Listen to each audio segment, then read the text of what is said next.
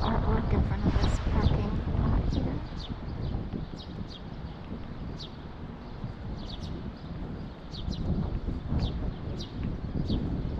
To me, these are symbolic because I've experienced whack, crazy things that sadly would just be forced into conspiracy world land. I can't stand it because it's like, what do you do when you experience things that actually are going on, but it's not in normal logic land?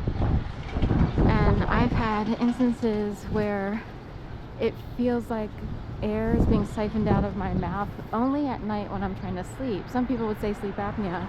You can tell that it's not. It actually feels like old hag. There is an old folklore of the old hag trying to steal air from your mouth, like a succubus or something like that. That's actually what it's more like. It's hard to explain.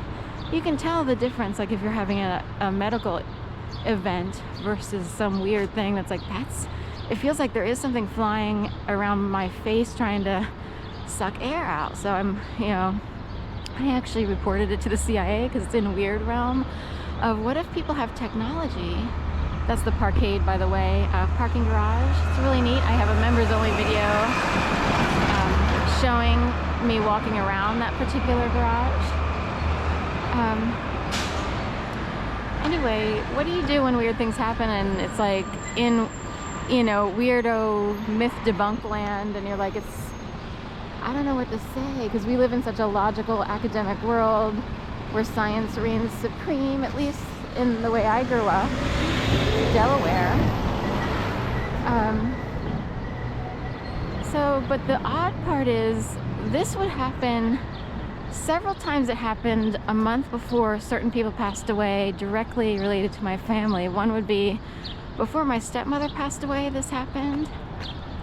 Before the father of my youngest nephew passed away, the longtime, boyfriend of my sister, and then also before a cousin of mine on my dad's side, my dad's nephew, he had a son named Austin. So it's Barbara, Greg, and then Austin. And Austin passed away sadly in a bizarre car crash going the wrong way on 495, which is near I-95 and the Port of Wilmington, sort of in the vicinity of going towards Philadelphia. So oddly, two things about the Port of Wilmington. My mom used to work, her office used to be right in that vicinity. They wound up with a newer office in her later years of working there, Delaware Contractors Association, or DCA. Also, someone I knew a long time ago who was somewhat dating, it's one of those weird relation things, whatever, but not for that long, but I believe he works in the Port of Wilmington. Steve Doors, it's called. As I recall, he's technically Swedish, I believe, but as I recall, his dad might have been a captain of barges. Like, he actually piloted or captained barges. So he would be closely related to that world, if you will. Anyway, so that would happen. Then it switched to like forcing air, like air trying to slip into my mouth. So it went from sucking out, but to a gross, creepy slipping in. And it's like, where I live, all kinds of crazy things have happened. It's hard to explain. I've been in 2 separate locations where weird things have happened to my body, and it's this thing, it's frustrating because someone in the religious world would say, girl, you're attacked. It's sort of like Whoopi Goldberg, where, girl, you in trouble. But it's in that realm.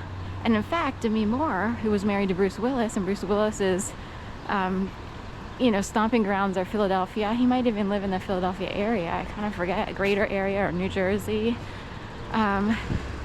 And she's been here doing films. She actually came through a line of mine once when I had a short stint at a grocery store, Whole Foods. I was like, oh my god, it's Demi Moore. It's really Demi, like Demi.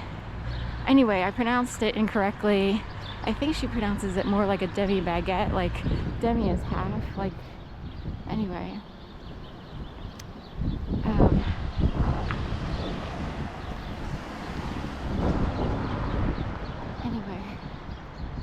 So, it's frustrating to experience things that the logical world won't address. Some people have wondered if I wound up, because something started in 2011 that turned my life upside down, if I was on a certain track, maybe even before 2011, that sort of forced me to experience certain things that aren't part of the norm, I wouldn't mind. I would love to talk to Coast AM. Maybe I have more of a chance these days. It's hard, you know, I come from kind of Little Land, like, I don't come from the show world per se. I have no idea. I could keep, you know, emailing. It's a safer time period. I think I emailed like once in the past because they were willing to talk about something called gang stalking, and I was really grateful because I needed all the validation I could get because of how crazy it was. There's the National Constitution Center, the First Amendment Gallery. Free speech, you know, is what they're addressing right now. When I returned from Florida, I was there for 2.5 years. The amendment that was highlighted was women's suffrage, the 19th Amendment, the right to vote. And I have already vowed around 2016 and onward, I vowed to never vote again because of how crazy my experience has been.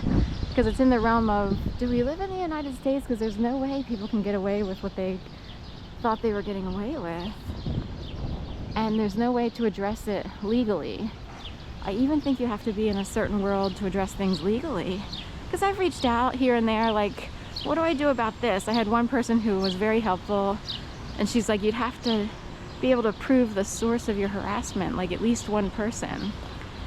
And to, you know, the burden of proof is on a victim who was slaughtered, overwhelmed. We are talking pounced, banged, pounded by so many perpetrators. It's ridiculous. And it's in the realm of, I think I would sound crazy if I tried to name all the names. Like, I don't like people being in trouble, so that's also a problem. I'm one of these people like, what is it? And just give me some money and let me go and never do it again to anyone else.